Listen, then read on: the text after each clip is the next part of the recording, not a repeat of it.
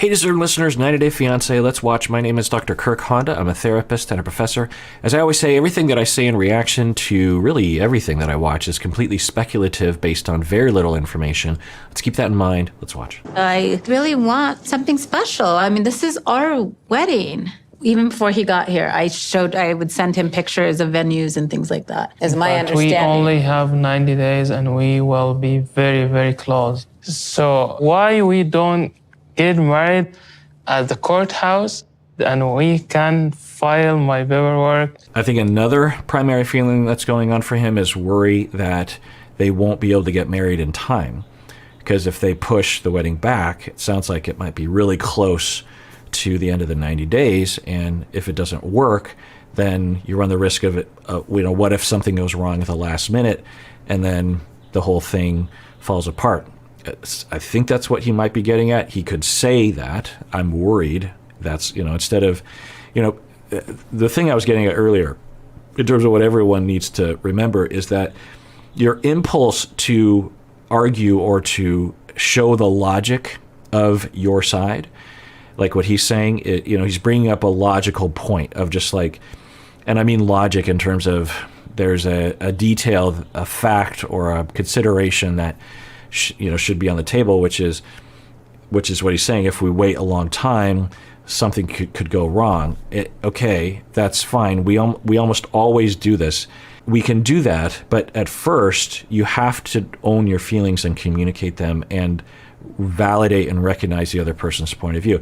Because if you just debate, then all of those emotions that are happening for you and for the other person get completely ignored.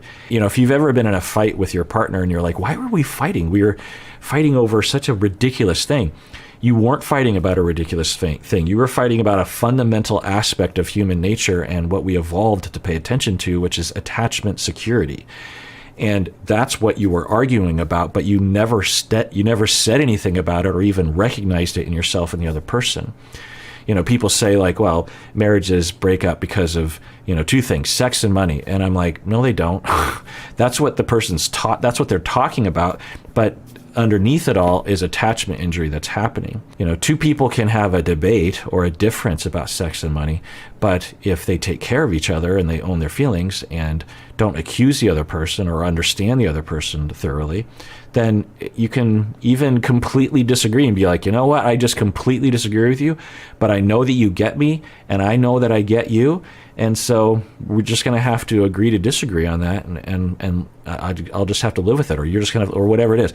So that's the thing to remember is when you are getting into an argument is to return to your primary feelings or try to predict what the other person's primary feelings and account for it, or even just state it. It's like, if you're Yve, you could say, so Mohamed, it sounds like you're worried that we're not going to get married in time, which I can see that. I get that. That alone could take away 95% of his energy around this. I wish that you could just take into consideration, like, like, I want this to be special. I waited. I didn't even think I was going to get married. I didn't come to the United States to stay home. Okay, I don't know what he means by that. Oh, I think he means about working. He wants to work faster. Okay.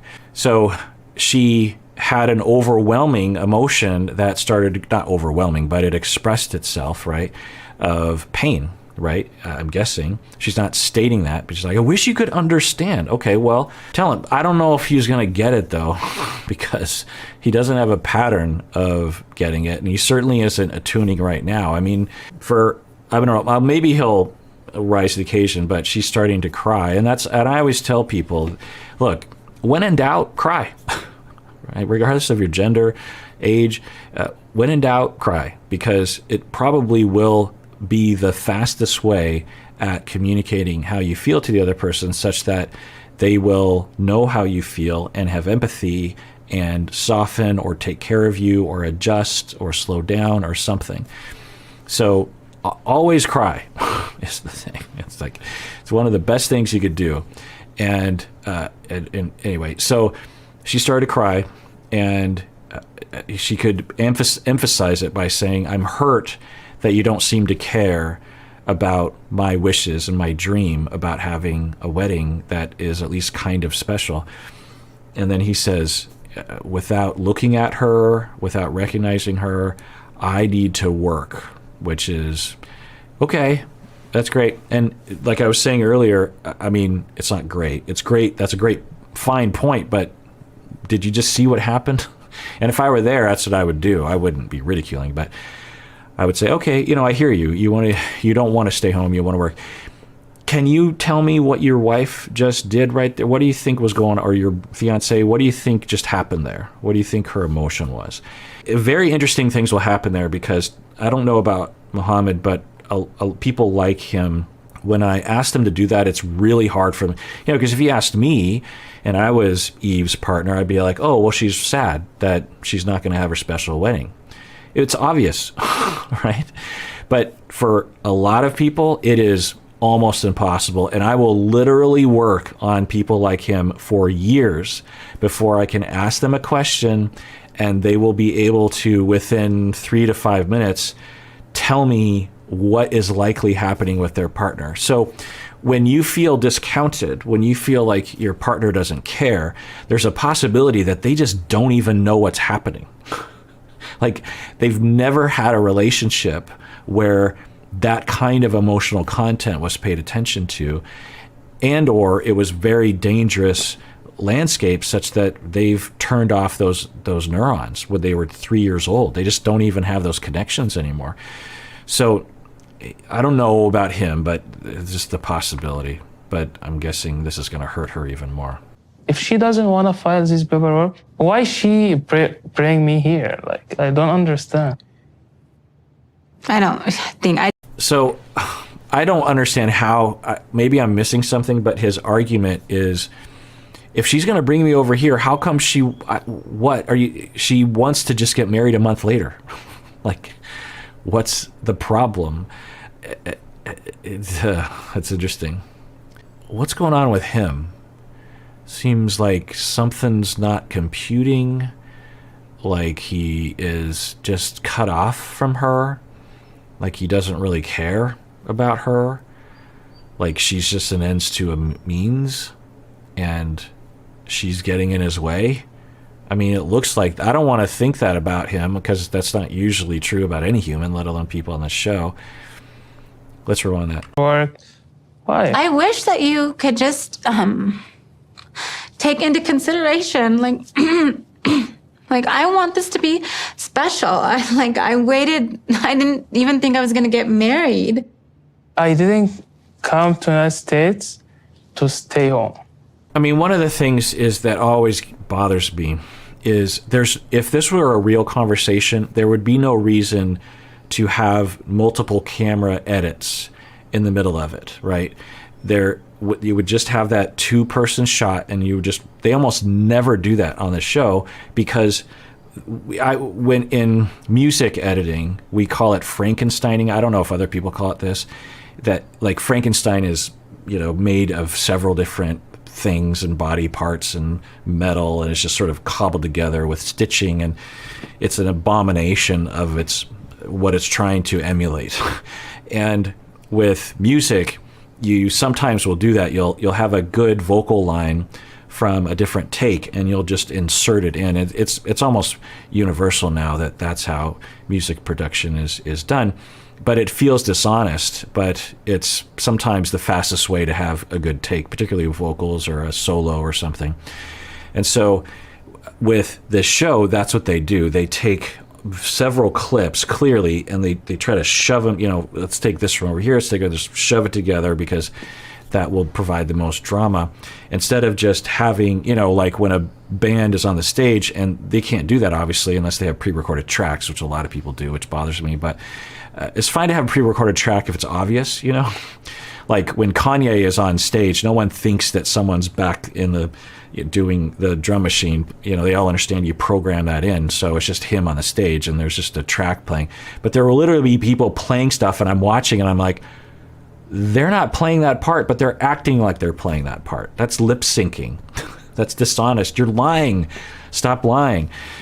So this show, is in that direction, because if you're trying to show, it's reality television, right? Just show the conversation. So when she said she's crying, there was an edit there, I think, where he might have shown some empathy and then said something. She's still hurt because he doesn't seem to care ultimately, but it's possible that he wasn't as cold as he's coming across in this edit. So I can just never know. And I'm always really trying to figure out what's happening, because I think some of the hypotheses I have about the two of these people is, could be close to the mark. I don't know. I can never know. I will tell you, I will get some DMs or emails from cast members, and they often will say that there was at least some of the things that I was saying that were accurate, which really surprises me, given that I have almost no data to go off of. I'm not patting myself on the back. I'm just saying that I almost always figure if I talk to the individuals, they would be really angry at me that I was totally off the mark. And because I just figure, how would I possibly know based on such little information, And I'm also always mortified whenever they email me or DM me. I'm just like immediately like, if I said anything that hurt your feelings, I'm really sorry. I never want to do that. I never want to. And they're always, no, you're fine. Often they're like, no, it's helpful or something. Anyway, so I can never know, but I want to be able to comment on reality. These people have examples that we can have a jumping off point to talk about, and if they're just some sort of manufactured edit, then it's harder to know what to say about it, right? So I waited. I didn't even think I was going to get married. I didn't come to the United States to stay home. If she doesn't want to file this paperwork, why she bring me here? I don't understand. I just don't think he's getting it. I don't think he's just getting that this is a very special thing to me. Right. So that seems clear. And so she turns to the interviewer and says, I just don't think he's getting it. Be a perfect opportunity for him to say, oh, well, no, I get it. She's talking about him right in front of him, and he doesn't respond except with that face, which for the first time concerns me greatly. Not that he's some sort of psychopath, but he has a pattern or a policy or an approach. She's crying, and she's not saying we need to have this happen. She's just saying, I don't think he understands that this is special to me. Now, maybe this is a cultural difference too, but I can't imagine that in Egypt, weddings are not at least kind of made to be special. So, in fact, I find that weddings outside the United States tend to, on average, be a lot more elaborate and ceremonialized and traditional.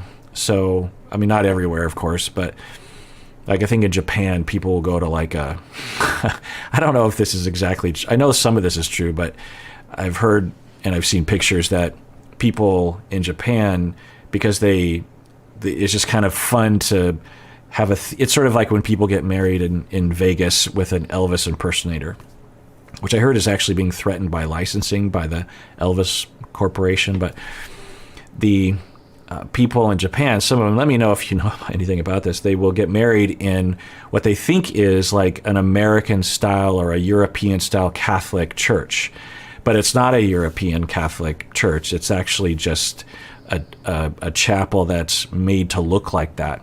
It's sort of like a theme park to them. It's like being married on a Star Wars set to them, because it's this foreign idea. There are Christians and Catholics in Japan, but it's much less, common than in other places. And so they'll go to these kitschy little chapels, and the priest will come out, but it's not a real priest. It's just an actor, and they have those kinds. So, anyway, I know there's a lot of variance around the world in terms of how special people take weddings. But so I'm just trying to figure out what's going on with him right now. It's just like he's on a course, and he's like, no, we're getting married in the courthouse or on a dirt patch in the backyard, and I don't care what you think. I don't care how you feel about it. This is the path that we're on.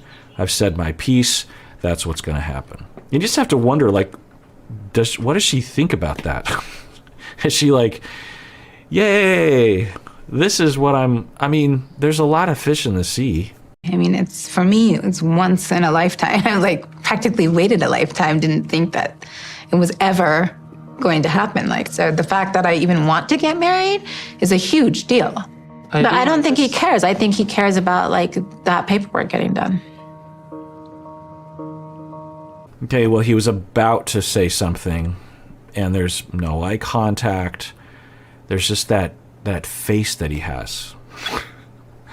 It's always the same face, which I could go down a road in terms of that conversation. So for avoidantly attached individuals, when they were very young, were emotionally neglected or some sort of neglect where they were reaching out a lot. We're talking literally like 9 months, 12 months old, 13 months, 14, 16 months, where they're signaling to people they're fussy, they're happy, they're tired, they're hungry, they're scared, babies, toddlers, kids, they're just like, huh. And they're not getting attunement. People are either not noticing or they do and they don't respond appropriately or at all. And so the child is little children are learning second by second. And any of you who have had young children know that. It's just like 1 week they're this and the next week, boom, it's just like this huge developmental shift. That's because so much is happening neurologically and personality and developmentally wise. So when they're noticing that, it could just be literally 3 months or even shorter periods of time where it's like that. Sometimes both parents will be sick or something and will go to the hospital. And even if it's just for a couple months, like so much happens. It's just a lifetime to a young child. And they learn a lot of lessons about how the world works. And so the child is learning, oh, I have feelings, but they don't matter. So I clearly can't depend on other people. I need to stop depending on other people. I'm just going to depend on myself. I'm going to think that I'm awesome. And I'm also going to play by myself. I'm going to be independent. I'm not going to be reactive. And you know what? I'm just going to turn off my emotions. This is all mostly subconscious. A part of that is lack of eye contact and lack of facial expression, because what's the point? The reason why we have the multitude of muscles in our face is not because we need to be able to do all these things with our face. It's because we communicate to other people. Other animals aren't as social or as sophisticated in their socializing and communication, such that they don't need all those muscles in their face. Plus, it's speculated that the reason why our eyes are white with dark pupils, dark irises and pupils, and the reason why we lost the hair on our face is because it's easier to communicate what we're feeling in all the nuances through our muscles and our eyes. You can see where our pupils are moving, and so we need that, and we evolved to do that. And so when we are when we're attuned to and we're young, we're still communicating. We're telling people how we feel with our facial expressions, with our hand gestures, and with our eyes.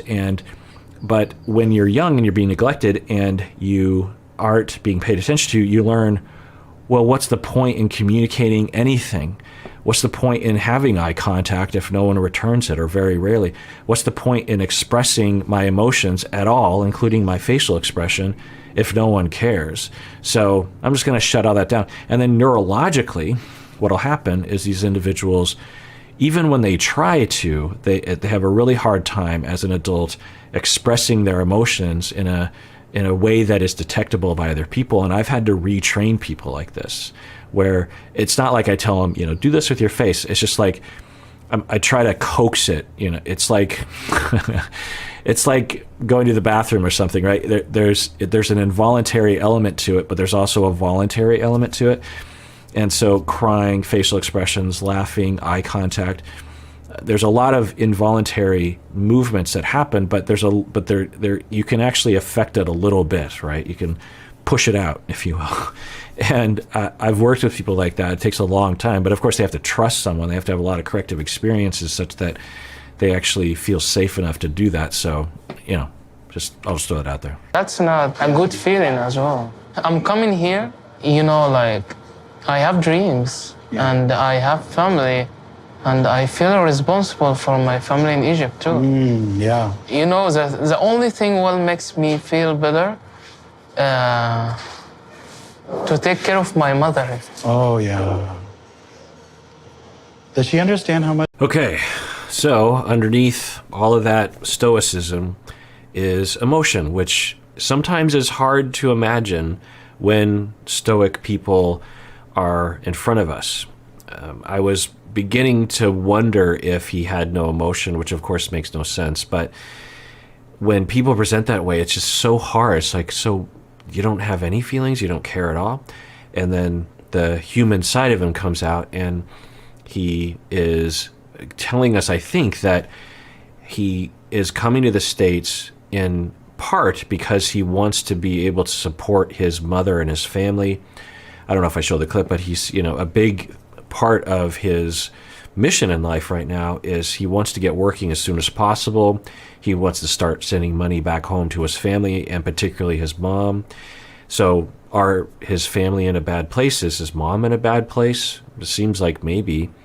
But it also sounds like he's saying I want to sort of make it up to them by sending the money because I'm not going to be there for them. I'm abandoning everyone, and I want to be able to do something. And so if he had communicated this to Yve, this could have helped, right? Imagine if he did and cried and just said all and expanded on this, and Yve would be like, oh, now maybe Yve would be like, well, can we still do I get that, but can we? It doesn't mean Yve has to give in, but it just at least that they could take care of each other. And this is a reminder to me once again, and I've been through this process probably hundreds, if not thousands of times, where I will be tricked and deceived by someone's lack of emotion and led to believe, because that's kind of what they're trying to get people to believe, that they don't have emotion, when of course they do. And every time I'm like, that's right, just get it into your head. Everyone has emotion. Everyone, even psychopaths, have emotion. People say that they don't. A lot of the characters that are depicted on TV shows and movies, they're depicted that way. They have emotion. People that are psychopathic, they just don't. They're on this spectrum of people that just don't care about other people's feelings. Now, that doesn't mean they want to hurt other people, but it just doesn't resonate with them. So anyway, point is that of course he has feelings, and even if we exclude the 1% of people that are in that category, everyone that we see on the show in all likelihood is not like that, and so thus they have feelings. And so there's a logic behind his discounting of Yve's wishes and her feelings. It doesn't make it okay. It's not right. It's mean and dysfunctional, but there's something there. And I wonder why he couldn't express that to her. Is it toxic masculinity? Is it lack of trust? I could imagine Yve being very trustworthy if he were to communicate about that. Is he just not aware of it? Is he ashamed of it? And when in therapy we work on those things to remove the barriers so the natural emotions can come out, so that the partners can see that and benefit from it. I know his father passed away many years ago when he was young, so he's really just been there for his mother, and now to not be there for her, I think it's really hitting him pretty hard.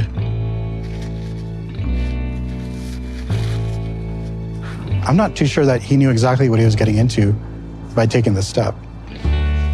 Yeah, I mean, I don't know if he knew what he was getting into, but he is showing a side of himself that hopefully Yve can know about, because I think this is key to their relationship working out, for him to be able to communicate. He doesn't necessarily have to cry, but at the very least put words to how he feels and have the two of them take care of each other. It's possible that he is interpreting the fact that Yve, because he's saying, Yve doesn't understand. And I'm like, well, have you tried to help her to understand? Because if you don't express these emotions, it just comes across like it's your way or the highway. And maybe I can plan to have another sponsor. Oh boy. Another sponsor means another wife? No. Is there somebody that you know that can be another sponsor for you? No, it's just an idea. Right. But it'll help you move things along quicker. You know, if somebody. So there were a few things being said in this conversation that had hints of what I'm about to say, but I was like, well, it can't be that.